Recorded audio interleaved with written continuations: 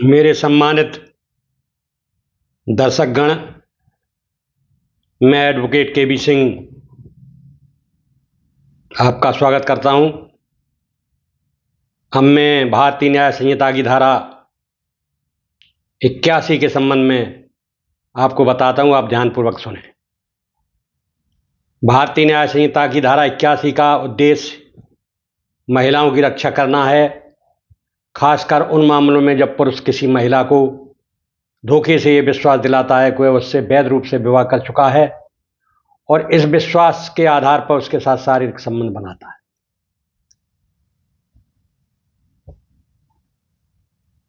कहने का मतलब ये है कि कोई अभियुक्त, कोई आरोपी किसी महिला से ये कहकर विश्वास दिलाता है कि मैं तुमसे विवाह कर चुका हूं, इस आधार पर वो शारीरिक संबंध बनाता है, तो वो अपराध होता है इस धारा के अंतर्गत, धारा 81 के अंतर्गत। इस धारा के तहत ऐसे झूठे विश्वास, धोखाधड़ी और महिला की गरिमा को ठेस पहुंचाने वाले मामले आते हैं और ऐसे अपराधी के लिए कड़ी सजा का प्रावधान किया गया है।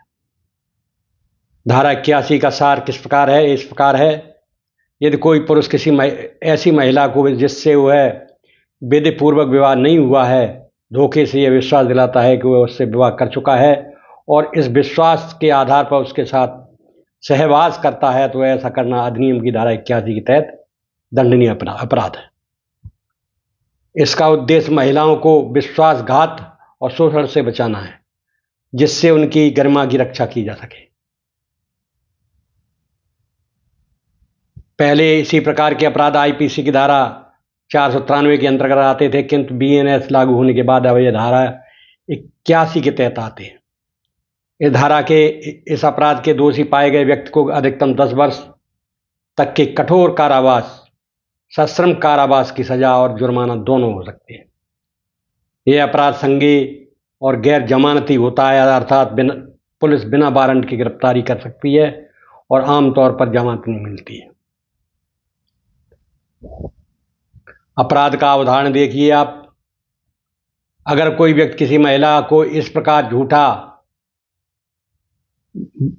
विश्वास दिलाता है कि उसने उसके साथ मंदिर में शादी कर ली है, इस तरह का नाटक दिखाता है, झूठे दस्तावेज दिखाता है, फिर उस महिला के साथ शारीरिक संबंध बनाता है, तो इस धारा के तहत दंडनीय है। महिलाओं के साथ धोखा और शोषण रोकना, इस धारा का उद्देश्य यही है कि महिलाओं के साथ धोखा और शोषण रोकना, झूठे विश्वास से महिला का जीवन खराब होने से बचाना, पीड़ित को कानून द्वारा सुरक्षा प्रदान करना। निष्कर्ष, धारा 81 समाज में महिलाओं की गरिमा की रक्षा सुनिश्चित करती है और झूठे विवाह के विश्वास के आधार पर होने वाली धोखाधड़ी के विरुद्ध सख्त कार्रवाई का आधार प्रदान करती है। इसका उल्लंघन करने वाला व्यक्ति सख्त सजा का पात्र है। धारा 81 के तहत अपराध के तत्व क्या हैं, ये भी आप जान लीजिए। भारतीय न्याय संहिता की धारा 81 के तहत अपराध के मुख्य तत्व और एक उदाहरण इस प्रकार है। अपराध के तत्व: कोई पुरुष किसी महिला को धोखे से यह विश्वास दिलाता है कि यह उससे वैध रूप से विवाह कर चुका है। इस झूठे विश्वास के आधार पर महिला सहमति देती है और पुरुष उसके साथ शारीरिक संबंध बनाता है। इस प्रकार का धोखा महिला की गरिमा को ठेस पहुंचाने वाला होता है।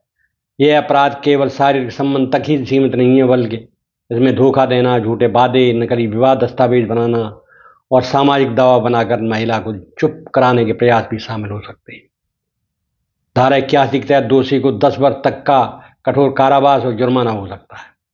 यह अपराध संज्ञेय और गैर जमानती है, जिससे आरोपी की गिरफ्तारी और कठोर सजा का सामना करना पड़ता है। उदाहरण इसमें आप देखिए, रमेश नामक व्यक्ति उमा को यह विश्वास दिलाता है कि वह शादीशुदा है और एक मंदिर में शादी का दिखावा करता है। उमा इस विश्वास पर भरोसा कर शारीरिक संबंध बनाती है, जबकि असल में रमेश ने उससे शादी नहीं की होती है। जब उमा को सच पता चलता है तो वह रमेश के खिलाफ धारा 81 की शिकायत दर्ज कराती है, जिसके परिणाम स्वरूप रमेश को सजा मिल सकती है।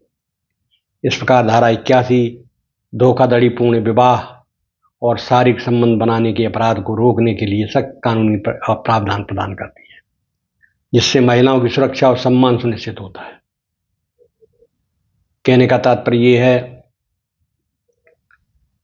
कि कोई पुरुष किसी महिला को झूठा विश्वास दिलाता है कि मेरी और आपकी शादी बहुत पहले हो चुकी है, और झूठे जो दस्तावेज होते हैं वो बनवा लिए उसने, और वो उसके दिखाता है और उसके संग शारीरिक संबंध बनाता है, तो धारा ये 81 के तहत अपराध होता है।